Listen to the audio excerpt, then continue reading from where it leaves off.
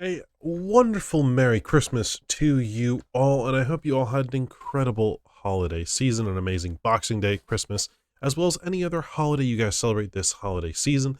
But today's episode focuses on the lovely Christmas tree.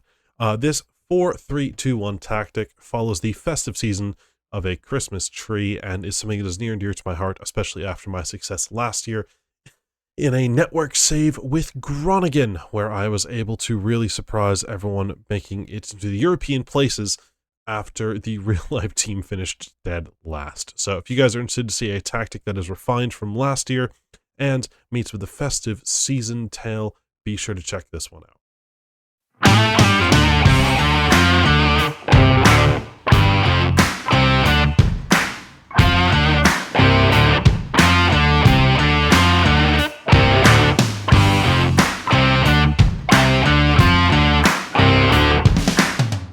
All right, everyone, it's time to talk about the Christmas tree. Merry Christmas, as I said, everyone, and I hope you have a wonderful holidays if you don't celebrate Christmas. But it's time to talk the tactics of our fantastic Christmas tree. And look, it really is a Christmas tree, guys. Look how, I mean, it really is. Look at this. It totally is this shape.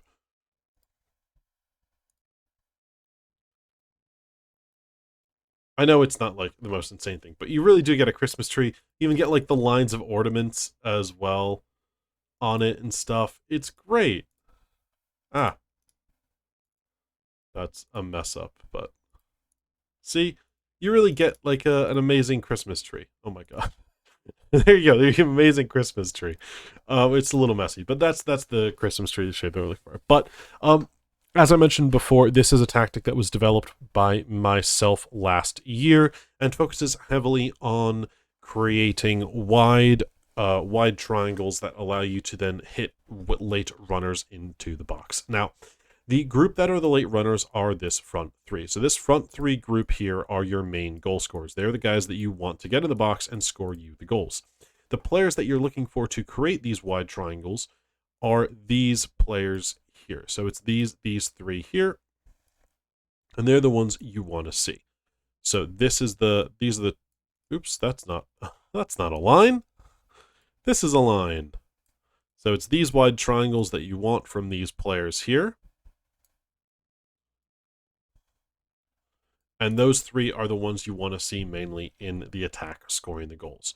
So that's kind of one of the big things here. You can also see the triangles that are created from this shape here on top of that, as well as these ones here.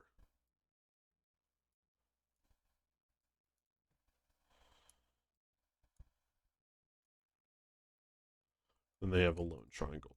So that's kind of the attacking shape. It does look a little bit like a rocket ship as well, but it does also work as a Christmas tree this way too. But mainly this is the thing we're looking for. This is the attacking shape that I do want to see from this team. This is kind of what we're looking to do and looking to create. Now, the whole goal of this is to, as I said, create these wide triangles and move down the pitch in this shape. Obviously, this is kind of what we want to do once we get it, was we want to build out, play this first pass, and this guy then gets forwards.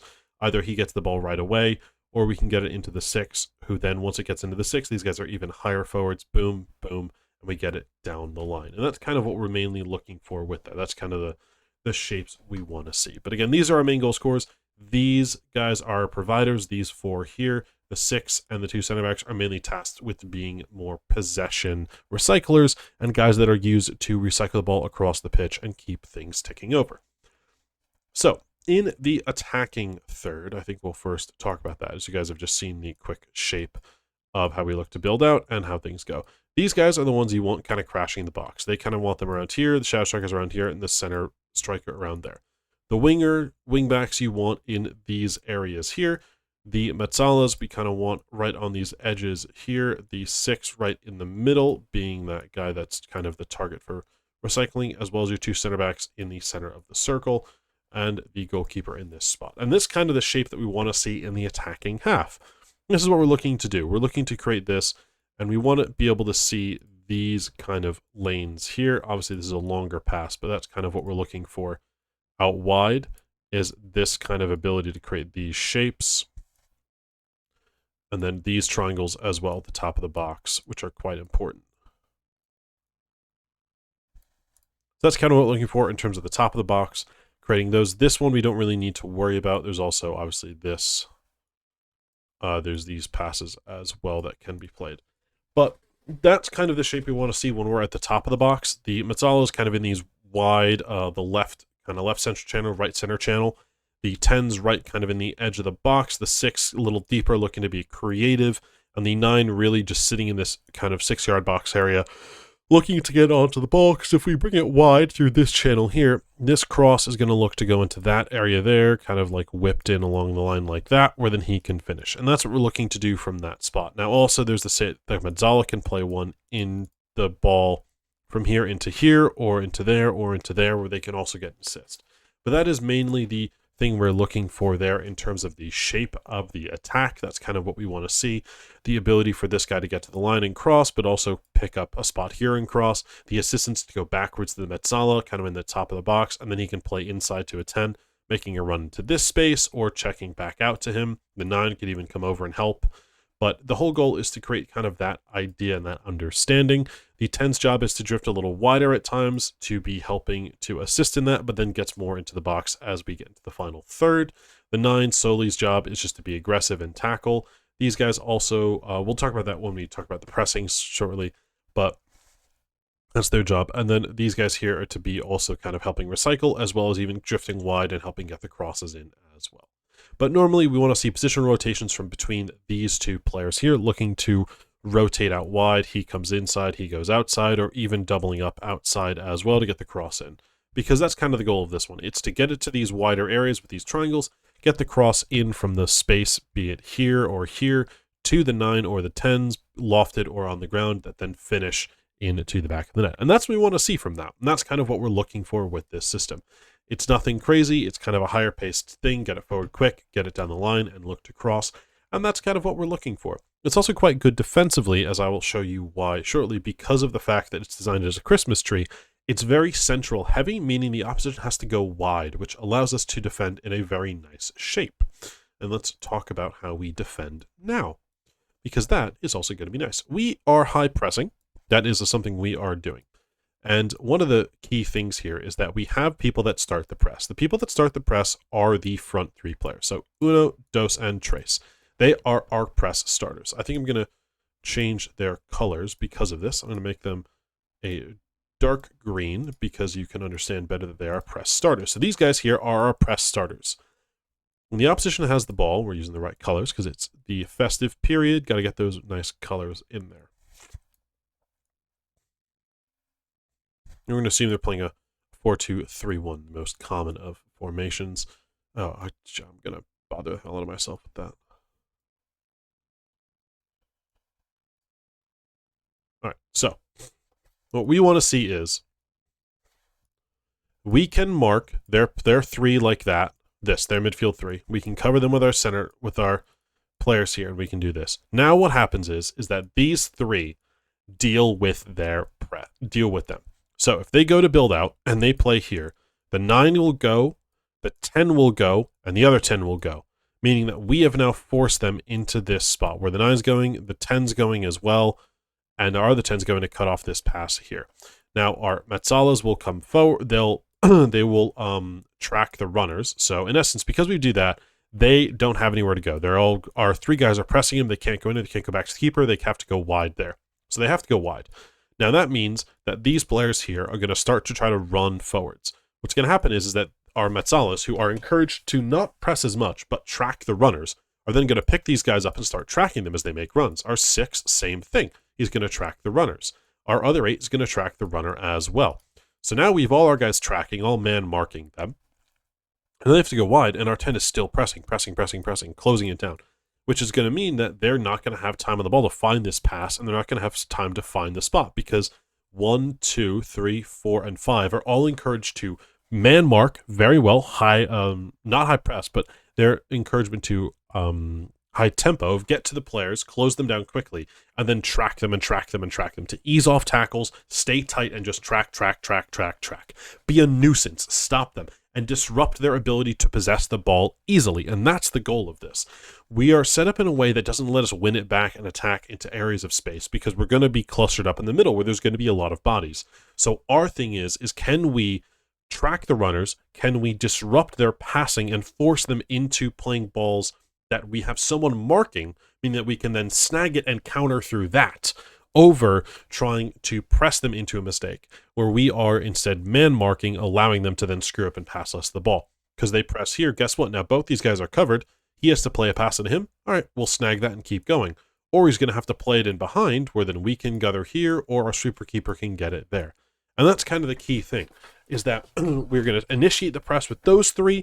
Then the rest of the team is going to track the unnecessary runners, cover that up, make sure they can't get anywhere, and have people on top of them at every single point, so there's nowhere to go and they can't do anything. Now, when it comes to defending deep, we stay in the same shape.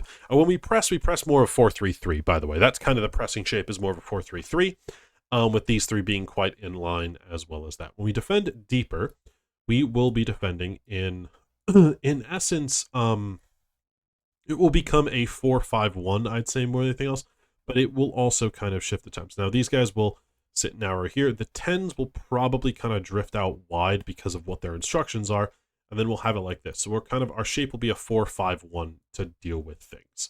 So obviously we'll cover their runners here, so we'll be able to pick up their runners, as I said, man marking. One of these two will deal with their winger there, and that's where the key thing is. These the shadow strikers will then pick up the wingbacks, meaning that our striker will then be able to press their center backs.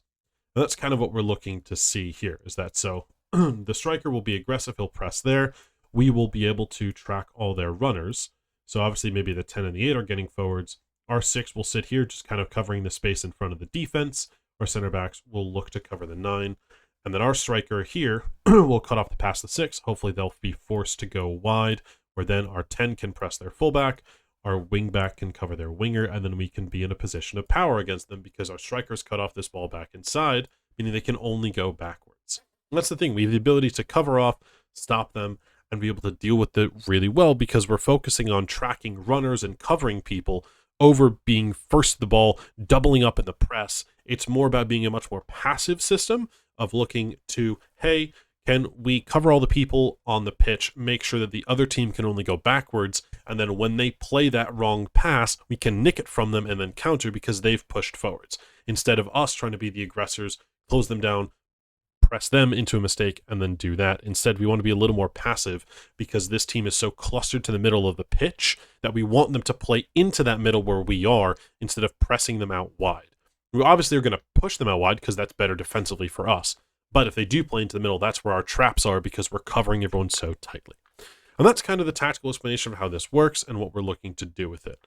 If you guys if you like that and stuff and you're interested in that, please be sure to check out the rest of the tactic. If not, I hope you guys just enjoyed the tactical analysis nonetheless. But it's time to check out how our teams did. I think you guys will be very, very happy with the results. Well, everyone, it is time to chat about the teams and how they did. So we first are going to start off with Arsenal. We'll head over to Sassuolo and finally off to Real Madrid. Now, I wanted to obviously focus a little bit, a cheeky one here on the colors of Christmas. So I figure we go red, green, and white. I don't know why, but to me that kind of feels it. But obviously those are the three colors of Christmas I think of. You got your green from the Christmas tree, your red and white of Santa Claus. And that's one that really sticks with me a lot, so I think we'll go with that. Now, Arsenal did exceptionally well. They did pip Liverpool to the title on the final day, but still an amazing, amazing job from them winning the Premier League. They picked up the award for the second best defense and third best attack, with them actually being predicted to finish first thanks to the underlying numbers as well, which is quite fantastic to see for the team. Odegaard was unreal, picking up 26 assists, Trossard the highest rating, Gabriel Jesus with 27 goals, Ramsdale with massively good pass completion percentage, and Saka actually getting a lot of red cards, Zinchenko most of the yellow. So the team was absolutely incredible, and it can be fully compounded by this. The fact they literally had a chance to win a trophy, every trophy they were a part of. Now, they won the league, they lost the Champions League final, they won the FA Cup, they won the Carabao Cup, so they did a domestic treble. They were a game short of the domestic quadruple after losing to City, but both times they went to extra time, which is insane. So they lost on penalties in a Community Shield, and then they lost in extra time to Real Madrid, who we also did a test with. So both teams that we did this with made it to the finals of the Champions League, and they played each other, with Arsenal losing this one in extra time. So Arsenal made it through 90 minutes of every single final they were in, and they lost 2 of them. So that's pretty crazy, but the team was amazing. I mean, the success is unrivaled. You've made every final, you've nearly won a trophy in every position possible, which is just incredible for the team. So that's just awesome. If we do look at the last match, which is a 3-0 victory over Crystal Palace. Sorry, this is the Real Madrid game. We can see the jankiness a little bit of these two systems, but in essence, this is what we are looking for here. So the wing back in that position, the center back here, the Mezzala here, and the shadow striker in this position, which is the triangle we want. We really want Havertz a little deeper right here, being a much better of a pivot, so he's a nice triangle with these guys, as well as an elongated one there. You do want Jesus a little higher up, and this side is really jumbled, but there's a lot of good here that I do see. There's some good stuff to it. Maybe if we can pull up the one against Palace. Yeah, so it's a little better here. Not perfect, but it's definitely better. They're definitely not the most forgiving. This is the perfect triangle that you're looking for here, but not as good as others. Let's see if we have one for City. This one's a lot nicer. So you have the shape here, this triangle here, this triangle here, the pivot in the middle, which allows this triangle to be formed, and this triangle to be formed. You have this one, which isn't great. You also have this one, which isn't the best either. But you can see what I'm looking for. Obviously, the striker is too disconnected here, but that's kind of more of the stuff I am looking for when it comes to it. Obviously, the shot's a much more centralized area, and the key pass is coming from out wide. The attack from this one should be focused a little more down the sides, as we do have Mezzala's drifting and shadow strikers being in more of the wide areas there. That's what we're looking for. But the success is unrivaled, and it's clear to see how well it did work. We do look at the goal scorers, and it is mainly the top goal scorers being the guys that played in these 10 or striker positions. Emil Smith-Rowe, 22, playing there. Trossard picking up 23, playing there, and Jesus picking up 27, playing there. Saka had a rough year, struggling to play in the attacking midfield center role. I did set him up to train that earlier on, but he didn't get too many games. I think the AI just didn't really recognize him as good enough in that role, though as you can see, he is very good at it. So it's just unfortunate in that sense, but he did help make an impact later on. Look at the guys that got the most assists. Odegaard being a Mezzala just went off assisting everything. Also had Zinchenko as a wingback and Rice playing as another Mezzala, as well as Tomiyasu as the right back for this. So you can see kind of the main players we are looking to assist getting it, being the key ones. The deep lying playmaker goal is not to assist, but to facilitate play. Again, it's spread wide to the Mezzalas who look to assist, as well as the wingbacks with the shadow striker and goal and main 9 being the ones that score the goals, which we do see here, which is lovely. On to Sassuolo now, where things were quite a disappointment. Now, the team obviously finishing in 10th is quite good. As for them, that's quite solid performance, especially as they're a team down in the relegation zone this season in real life. Now, they did have the 6th best attack and the 10th worst defense, but if we do look at them, they had a massive drop-off at the end of the season for some unknown one. I don't know why, but they were up into 4th after this game, I believe. I think that's when they were in 4th, right? Because 1, 2, 3, 4, 5. Yeah, they're up into. They're at 4th here. So they're in 4th place after this. So they were in 4th place, and they lost to Monza, and everything just fell apart afterwards. But they were really high up the table, which is nice to see. They just kind of collapsed completely.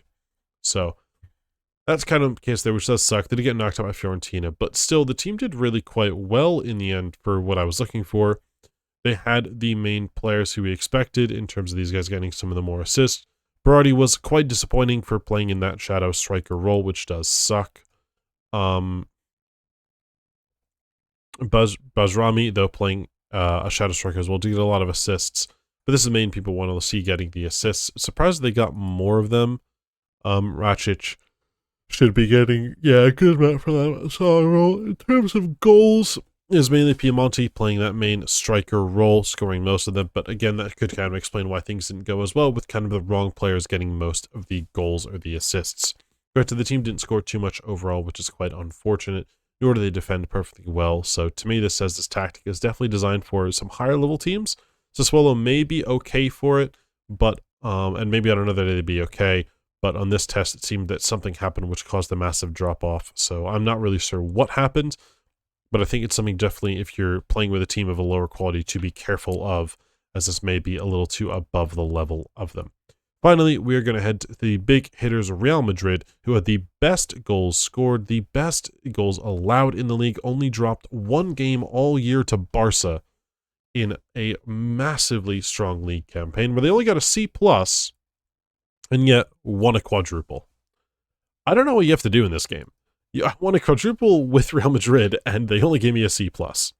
But it's a really, really good performance, and Güler was massively important to this team this season.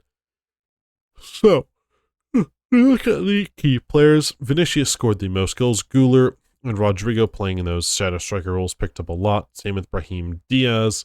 Bellingham also playing there. Same with Valverde. David Alaba surprisingly get a lot of goals, but he also did play up in the I think he did play one game in the Mezzala role, but actually as a center back he picked up most of his goals, which is pretty impressive, probably scoring off corners other than that. But you do see these guys here, Rodrigo playing heavily at the striker and the 10 position, Güler heavily at the 10, Vinny all at the striker, Raheem all at the 10, and Bellingham a mix between the two, which you can see here. Then if we go to the best assisters, we can see Güler, who obviously played as the 10, but then we have the wingback, the Mezzala, wingback again, another 10, Mezzala, wingback, deep link playmaker.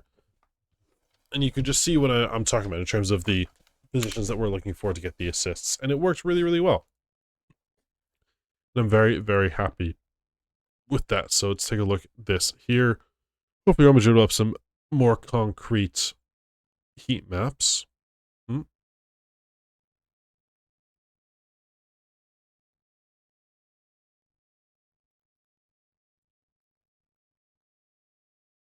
Well, that's fun. Well, for some reason, that's FM being a fun little program. Things not working right, so I don't think we'll look at that. Maybe if we go to our the latest game against Valencia, we can see some stuff.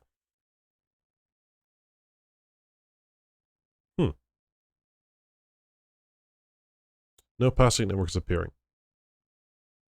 All right, so I don't know what FM's doing. FM's being wonky, but I think we'll just get into the tactic now. You guys obviously do get the tactical explanation beforehand, but pretty much what I'm looking for is obviously those key triangles we talked about before, which are mainly the ones between the center back, the wing back, and the Mezzala.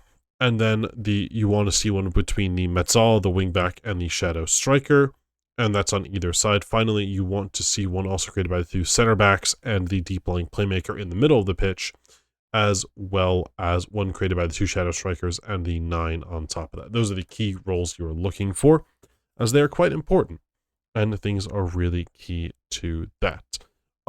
Something is clearly going wrong with my FM game right now, and thus I will look to pause this and move on to the tactic, and I'll explain how that tactic works. Okay, guys, so I fixed that slight issue, and everything's all good, so we're back into things. Now, to explain the roles and relationships in the tactic. First off, we have a custom custom gegenpress tactic this time around. I guess I made that a gegenpress when I did that last year, but we have a superkeeper on support with no additional instructions to start. We have a wingback on support on the right with tackle harder, a wingback on support on the left with tackle harder. Both ball-playing defenders in the middle on tackle harder themselves. We have a deep-lying playmaker on defend with no additional instructions in the center mid spot. We have a Mezzala on the right center mid spot with take more risks, close down more, ease off tackles, and mark tighter. This means his job is mainly going to be to catch any ongoing runners. So this is central midfield runners or wingers that are running or attack or center or right back or left backs that are running, he's going to close them down and track them, close down and track, allowing these guys to be more aggressive and step 2 and be the aggressors while these guys track and force people those directions. The left side of Mezzala is the same exact as the right. They're both on support. The shadow striker is run wide with ball, close down more, and tackle harder. This is taking the inspiration from our triple libero tactic, where these guys initiate the press. They're really aggressive to start, causing longer balls or dribbling, which then these guys pick up those runners when they do encourage people to run and move around, which then allows them to cover those people and force the longer passes, which they then can win down and compress. And it allows us to better suppress the opposition by having these aggressive pressers, with these front 3 being super aggressive in their press.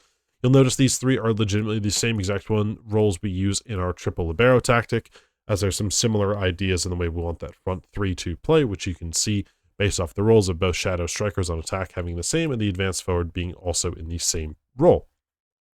Finally, the mentality of the team is a positive one. In possession, we play fairly narrow. Surprise, surprise. We look to have a much higher tempo with shorter passing directness. We play out of defense and look for overlaps on either side. We hit low crosses and we look to work the ball into the box. I did have some success with run at defense as well, and changing these guys to wingbacks on attack to do so, but I felt this team worked better in this configuration. Finally, we look to roll it out to the center backs, counter and counter press. Finally, when it comes to the defensive line, we have a high pressing line of engagement. We have a much higher defensive line. We have a higher defensive line, not much higher. We have a higher defensive line. We get stuck in, we prevent short contribution, and we trigger press much more often. So that is the 4-3-2-1 Christmas tree tactic. I hope you guys did enjoy that one. I know I have really enjoyed using this one over the years, and the slight adaptation from last year's really only is the change to the wingbacks and the 10s. The 10s this year are shadow strikers compared to attacking midfielders on attack last year, and the wingbacks are wingbacks on support compared to last year's tactic. And the sweeper keeper is on support instead of attack. So, if you guys did like this one, I know it's a lot of fun, and it's time to roll the outro. Thank you guys for watching this one. Obviously, it is a lovely festive season treat to have such an awesome tactic that suits the shape of the holiday and all of that fun stuff. It's definitely pretty cool to have something along those lines, and I hope you guys did really enjoy our Christmas tree tactic. I mean, it was incredible. Granted, this was heavily tested and heavily worked on by myself last year, especially in my Groningen save, so that obviously did help a lot, and that did power us to a European finish with a team that was relegated dead last in real life. So it shows you the insanity that that tactic did last year and the bits it was able to do, and you can see it again in how well it worked this year. Now, if you guys did really enjoy it and want to get your hands on it, the link is in the description below for both Steam Workshop and Mediafire download.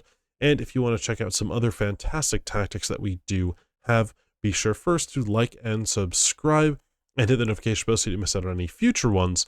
But we do have past ones available through the playlist at the end of this video, or the one also in the description below. Once again, I want to thank you so much for watching, and I hope you all had a wonderful holiday season, and especially Christmas, which folds into our theme of a Christmas tree tactic quite well.